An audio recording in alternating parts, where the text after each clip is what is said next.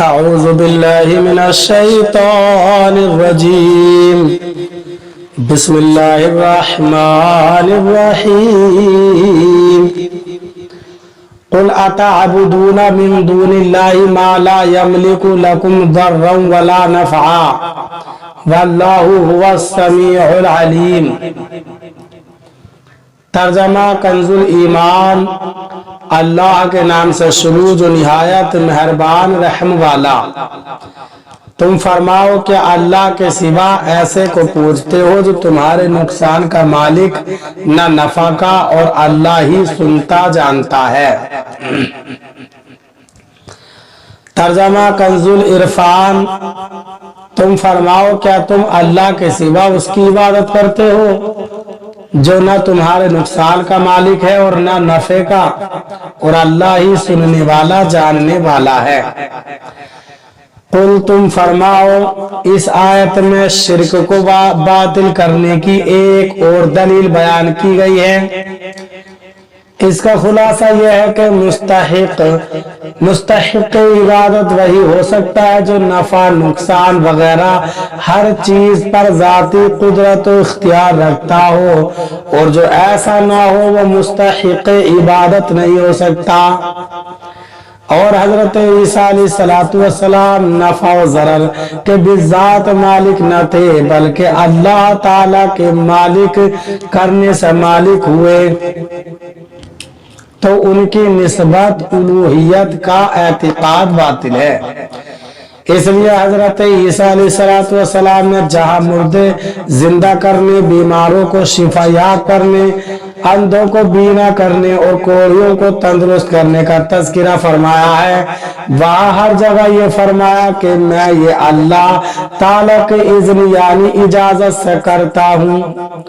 قُلْ يَا أَهْلَ الْكِتَابِ لَا تَغْلُوا فِي دِينِكُمْ غَيْرَ الْحَقِّ وَلَا تَتَّبِعُوا أَهْوَاءَ قَوْمٍ قَدْ ضَلُّوا مِنْ قَبْلُ وَأَضَلُّوا كَثِيرًا وَضَلُّوا عَنْ سَوَاءِ السَّبِيلِ۔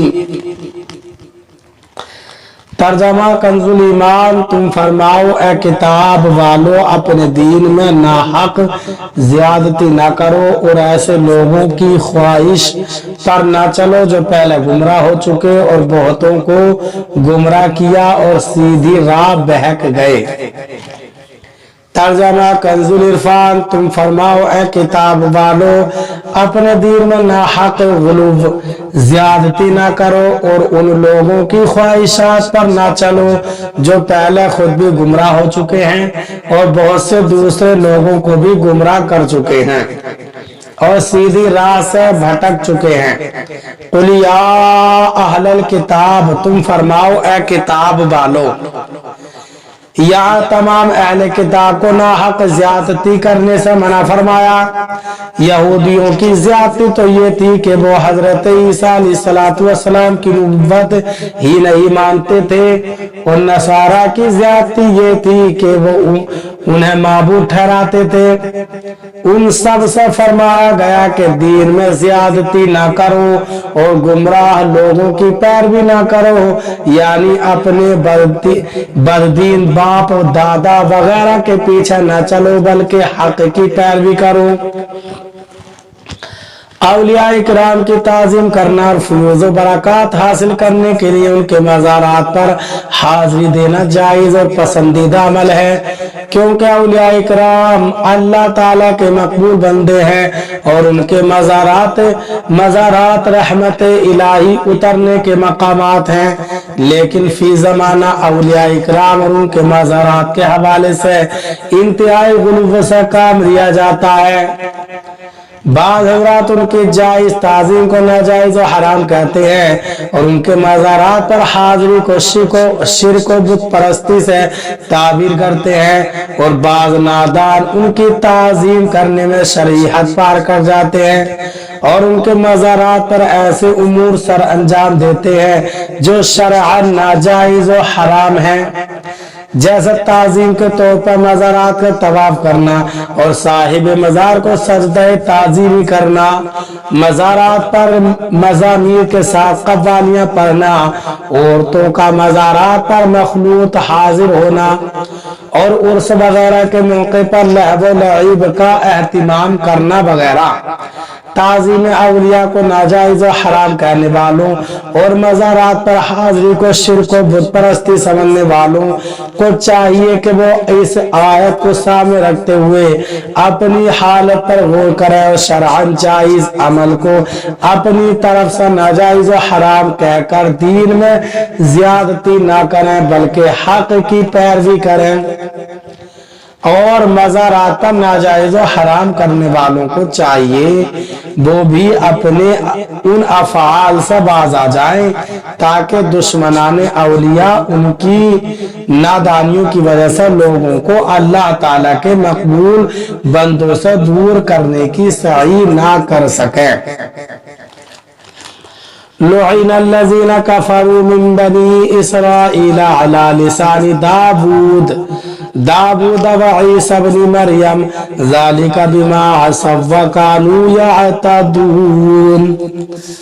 तर्जमा कंजुल ईमान, लानत किए गए वो जिन्होंने कुफ्र किया बनी इसराइल में दाऊद और ईसा बिन मरियम की जबान पर।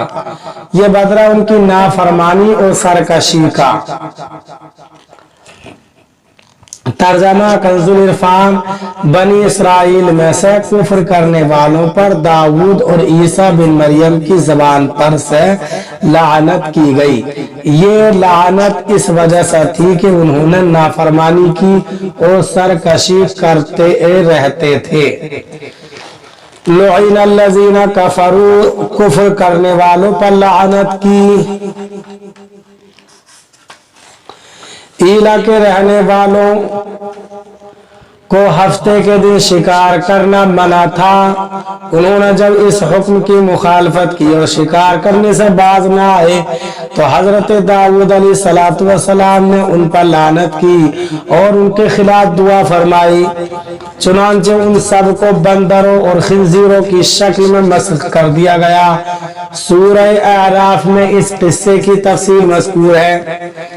और असहाब माइदा ने जब नाजिल शुदा दस्तरखान की नेमत खाने के बाद मुमानअत के बावजूद उन्हें जखीरा किया और ईमान न लाए तो हजरत ईसा अलैहिस्सलातु वस्सलाम ने उनके खिलाफ दुआ फरमाई तो वो खिंजीर और बंदर बन गए। उस वक्त उनकी तादाद 5000 थी। बाज मुफस्सिरीन का कौल है कि यहूदी अपने आबाओ अजदाद पर फख्र किया करते थे और कहते थे कि हम अंबिया अलैहिस्सलातु वस्सलाम की औलाद हैं। इस आयत में उन्हें बता दिया गया कि उन अंबिया अलैहिस्सलातु वस्सलाम ने तो उन पर लानत की। एक कौल ये है कि हजरत दाऊद और हजरत ईसा अलैहिस्सलातु वस्सलाम ने नबी अकरम सल्लल्लाहु अलैहि वसल्लम की जलवा अफरोजी की बशारत दी और ताजदार रिसालत सल्लल्लाहु अलैहि वसल्लम पर ईमान न लाने और कुफ्र करने वालों पर लानत की थी। इससे मालूम हुआ कि अल्लाह ताला के नेक बंदों के मुंह से निकली हुई नुकसान की दुआ दुनिया व आखिरत में रुसवाई और बर्बादी का सबब बन सकती है। लिहाजा ऐसे कामों से बचते रहना चाहिए जो उनकी नाराजगी का सबब बने। ज़ालिका बिमा असव व कानू यअतदून, ये लानत उनकी नाफरमानी और सरकशी का बदला है। इसमें रसूल करीम सल्लल्लाहु अलैहि वसल्लम को तसल्ली दी गई है कि आप सल्लल्लाहु अलैहि वसल्लम उन यहूदियों की सरकशी से गमज़दा ना हो। ये लोग तो आदि मुजरिम और पुराने सरकश हैं, हत्ता कि इस सरकशी की सजा में बंदर और सूअर भी बन चुके हैं। उस वक्त उनका अमन में रहना सिर्फ इस वजह से है कि तुम तमाम आलमीन के लिए रहमत हो, तुम्हारी मौजूदगी में अजाब ना आएगा। اللہ تعالی ہمیں قرآن پاک پر صحیح معنی میں عمل کرنے کی توفیق عطا فرمائے، آمین۔